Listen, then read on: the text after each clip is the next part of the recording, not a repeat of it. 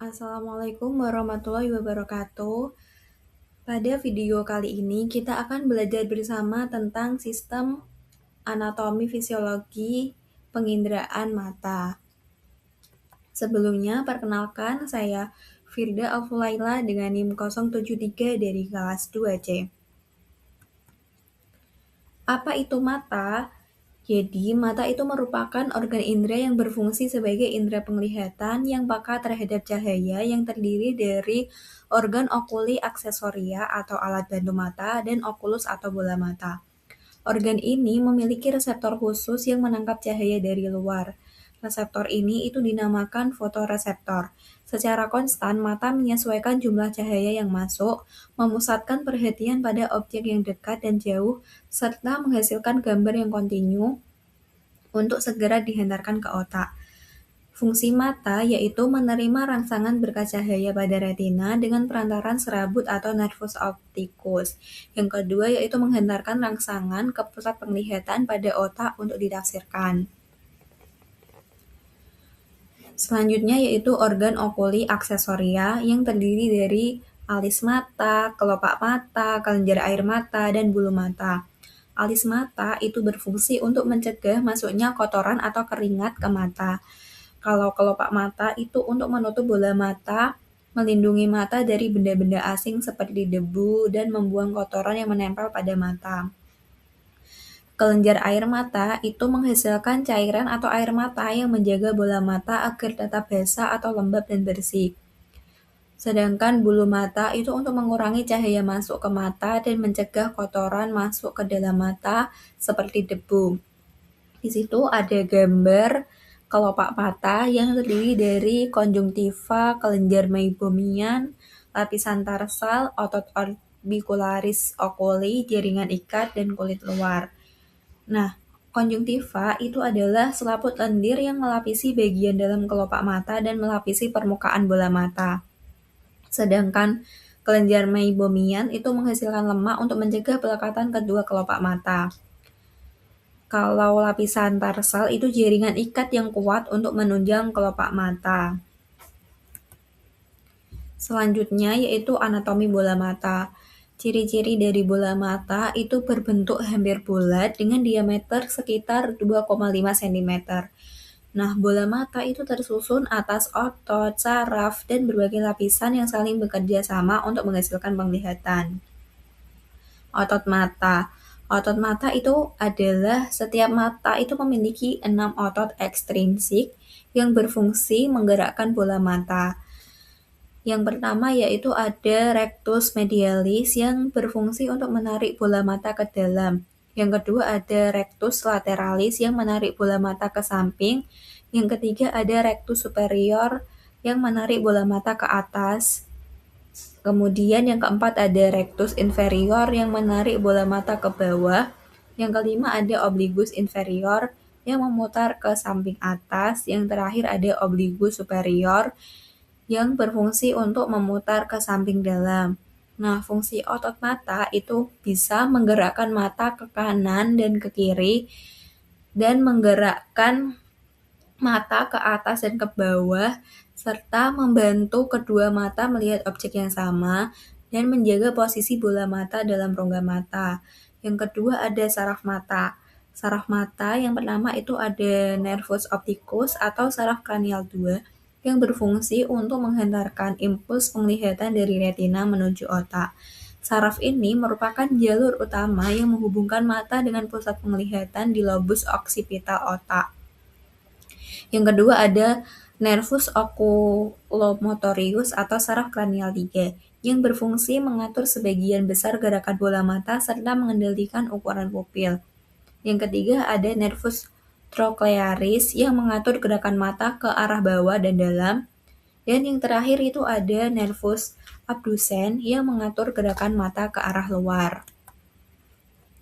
Selanjutnya, bagian-bagian mata itu ada sklera, konjungtiva, humor aqueus, humor vitreus, dan bintik kuning. Nah, sklera itu adalah bagian dinding mata yang berwarna putih. Tebalnya itu rata-rata 1 mm, tetapi pada iransi otot itu menebal menjadi 3 mm. Kalau konjungtiva itu selaput tipis yang melapisi bagian dalam kelopak mata dan bagian luar sklera.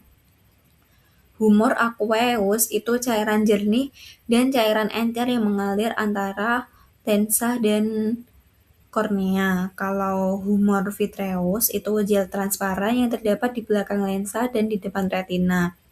Bintik kuning itu untuk menerima cahaya dan meneruskan ke otak. Selanjutnya, lapisan bola mata. Bola mata itu memiliki 3 lapisan utama, yaitu ada lapisan luar, lapisan tengah, dan lapisan dalam. Lapisan luar itu dikenal sebagai sklera. Sklera itu merupakan lapisan putih mata yang kuat dan bersifat melindungi.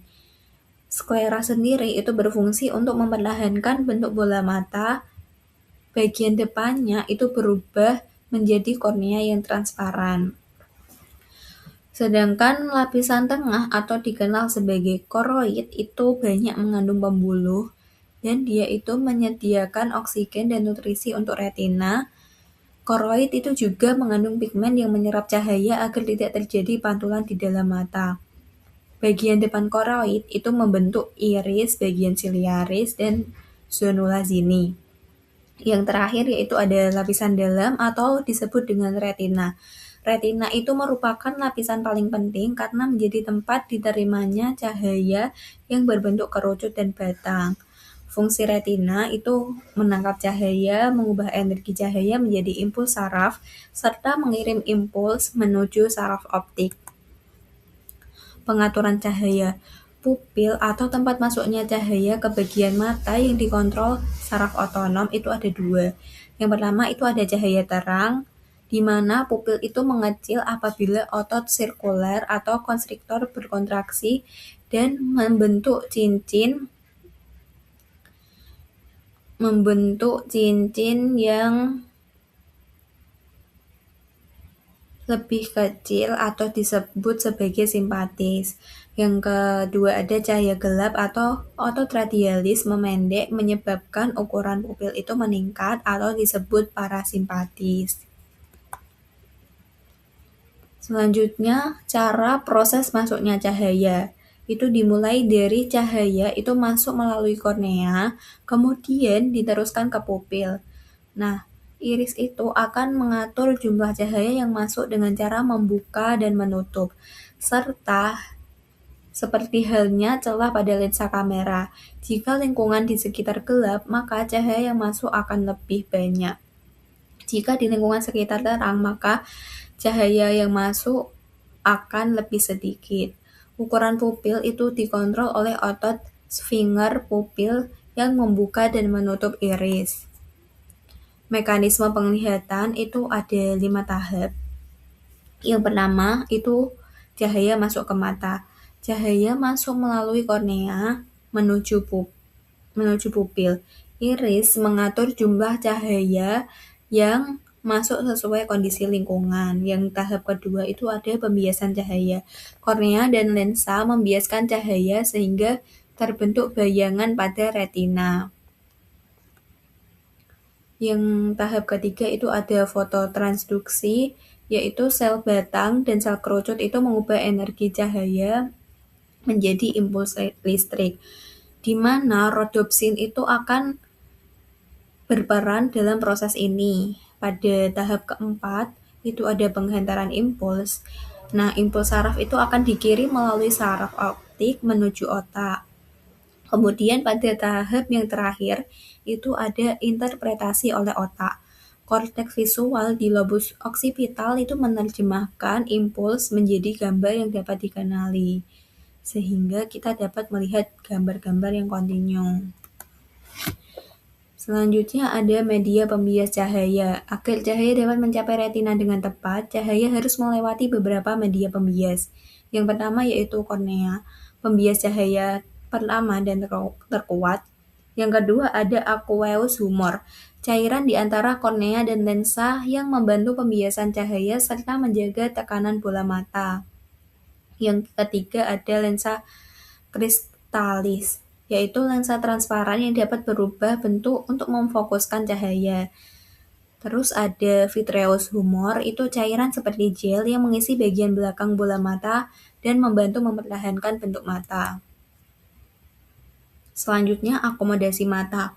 Akomodasi itu adalah kemampuan atau usaha mata untuk dapat melihat benda seterang-terangnya. Ada objek jauh, objek dekat, dan titik dekat. Kalau objek jauh itu otot siliaris dan lik siliaris itu relaksasi. Kemudian lensa itu akan pipih dan berkas sinar sejajar bola mata itu akan difokuskan pada retina. Sedangkan kalau objek dekat, otot siliaris dan lik siliaris itu kontraksasi. Sehingga lensa itu mencembung dan berkas sinar sejajar bola mata itu difokuskan pada retina. Sedangkan kalau titik dekat, itu titik di mana otot siliaris itu berkontraksi sempurna dan lensa itu akan mencembung maksimal. Kalau mata normal, itu titik dekatnya 15 cm. Selanjutnya ada konvergasi mata. Konvergasi mata adalah gerakan kedua mata ke arah dalam ketika melihat objek dekat. Fungsinya yaitu yang pertama membantu fokus pada benda dekat, yang kedua mencegah penglihatan ganda, dan membantu memperkirakan jarak benda. Berikut adalah gambarnya yang ada di bawah. Selanjutnya, penyakit dan gangguan pada mata. Yang pertama yaitu kebutaan. Kondisi di mana kurangnya persepsi visual karena faktor fisiologis atau fisik dan neurologi atau syaraf yang merujuk kepada hilangnya penglihatan yang tidak dapat dikoreksi atau diobati dengan kacamata atau lensa kontak. Jadi kalau kebutaan itu kita tidak bisa melihat gambar dengan jelas atau bahkan mata kita itu tidak ada cahaya sehingga kita melihatnya itu semuanya itu gelap. Kalau yang kedua itu ada astigmatisme atau mata silindris, yaitu suatu kondisi mata atau penglihatan di mana penglihatan itu menjadi kabur disebabkan oleh bentuk kornea yang tidak teratur, di mana lensa mata itu mempunyai cekungan yang berbeda antara tengah dan pinggir. Melihatnya benda jadi bebayang atau kabur atau blur. Jadi kalau mata silinder itu mata kita melihat suatu benda itu seperti terbayang jadi dua atau blur juga. Kalau yang ketiga yaitu ada pinguecula, yaitu salah satu degenerasi konjungtiva mata. Yang keempat ada pterygium, yaitu salah satu penyakit mata yang ditunjukkan dengan adanya pertumbuhan selaput tipis di konjungtiva yang menutupi bagian putih dari mata dan meluas ke kornea. Yang kelima yaitu ada buta warna, terjadi ketika ada masalah dengan butiran sensor warna atau pigmen dalam sel-sel saraf tertentu dari mata. Kayak kita itu melihat misal benda itu berwarna coklat, tapi dia mengatakan bahwa yang dia lihat itu berwarna hijau, padahal benda itu berwarna coklat. Buta warna itu bisa disebabkan dari faktor keturunan, dari kecil juga bisa. Selanjutnya yang keenam yaitu ada presbiopi atau penuaan mata, di mana suatu keadaan gangguan penglihatan yang umum terjadi karena faktor usia, tidak mampu fokus melihat dari jarak dekat dan tidak dapat melihat benda jauh dengan jelas, karena ada masalah yang berkaitan dengan pembiasan pada mata. Kondisi ini tuh seperti kalau kita masih muda atau kecil, itu kan mata kita masih bisa melihat dengan normal. Tetapi semakin bertambahnya usia, mata kita itu penglihatannya menjadi lemah, sehingga tidak bisa melihat dengan jelas. Tapi bukan berarti minus ya. Terus yang ketujuh itu ada rabun senja atau nyctalopia atau hemeralopi, yaitu gangguan penglihatan kala senja atau malam hari atau dalam cahaya redup. Yang ke-8 yaitu ada rabun dekat atau hipermetropi atau hiperopia, yaitu gangguan pada penglihatan yang disebabkan lensa mata terlalu cekung atau pipih dan tidak bisa melihat benda yang dekat.